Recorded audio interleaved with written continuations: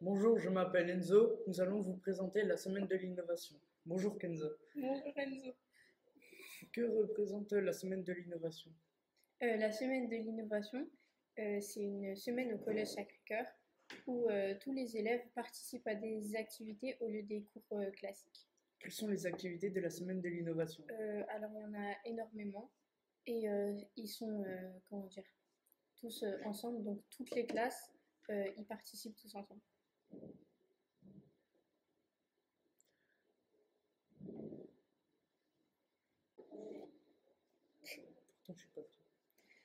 Bonjour, je m'appelle Enzo. Nous allons vous présenter la semaine de l'innovation. Bonjour Kenza. Que représente la semaine de l'innovation? Bonjour, je suis Kenza. Donc la semaine de l'innovation, c'est une semaine au Collège Sacré-Cœur où les élèves participent à des activités au lieu des cours classiques. Quelles sont les activités de la semaine de l'innovation? Il y en a énormément et on a d'ailleurs avec nous Monsieur Lefebvre qui va nous expliquer plus en détail. Bonjour Kenza, bonjour Enzo. Bonjour Monsieur Lefebvre. Alors, la semaine de l'innovation, c'est une semaine particulière qui normalement a lieu tous les ans, mais là, effectivement, depuis 2 ans, à la fois à cause du Covid et surtout parce qu'on ne pouvait pas mélanger les élèves à cause de la pandémie, on n'a pas pu la faire. L'idée, c'est de laisser totale liberté pédagogique aux enseignants et d'enseigner différemment, de trouver des différentes activités tout en conservant les cours et vous proposer, à vous, élèves, de choisir dans l'emploi du temps que vous avez fait, les différents ateliers qui sont toujours en rapport avec les cours, mais qui vous permettent de pouvoir apprendre de façon différente.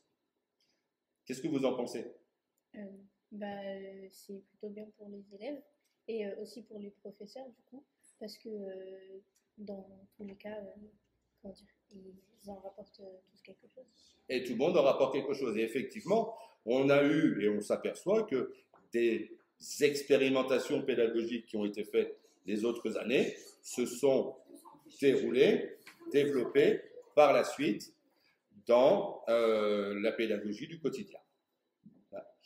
Je vous laisse présenter la suite et les différentes activités qui ont été proposées durant cette semaine. Merci. Bonjour, je m'appelle Saber et je suis en compagnie de Younes. Bonjour Saber. Bonjour. Et aujourd'hui, on va vous présenter un reportage sur l'atelier de fusée à eau fait par Monsieur Milécan en cadre de la semaine de l'innovation. Saber, c'est quoi une fusée à eau? C'est ce qu'on va voir tout de suite avec le reportage qu'on va regarder tout de suite. Bonjour monsieur, je m'appelle Poupée pour votre activité fusée à eau de la semaine de l'innovation. Alors, pourquoi proposez-vous cette activité?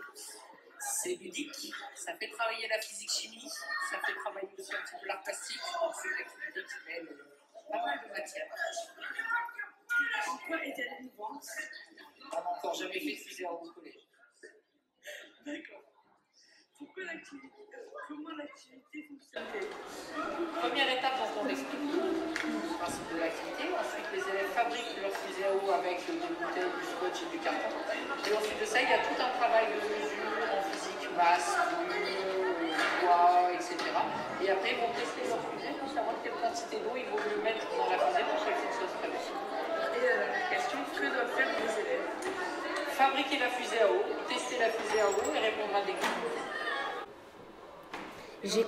Est-ce que maintenant tu as compris c'est quoi une fusée à eau? Oui, j'ai compris que l'air comprime l'eau et qui envoie la fusée en l'air. Ok. Bonjour, après ce merveilleux reportage sur la fusée à eau, je vais te représenter un reportage sur les origamis faits par tous les profs de mathématiques du Collège Sacré-Cœur. Et je voulais te demander, c'est quoi un origami? Pour l'instant, je ne sais pas. Nous allons regarder ce reportage et découvrir ensemble ce que c'est. Ok. Votre avis sur la semaine de l'innovation? C'est une bonne idée.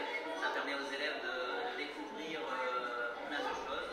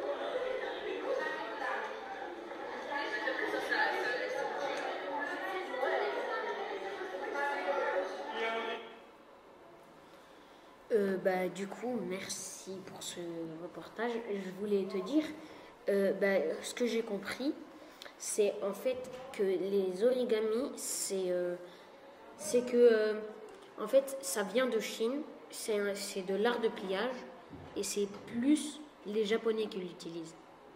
C'est ça? C'est ça, et moi j'ai aussi compris que il voulait représenter des animaux et que ça demandait beaucoup de notions au niveau de la symétrie en mathématiques. Ok.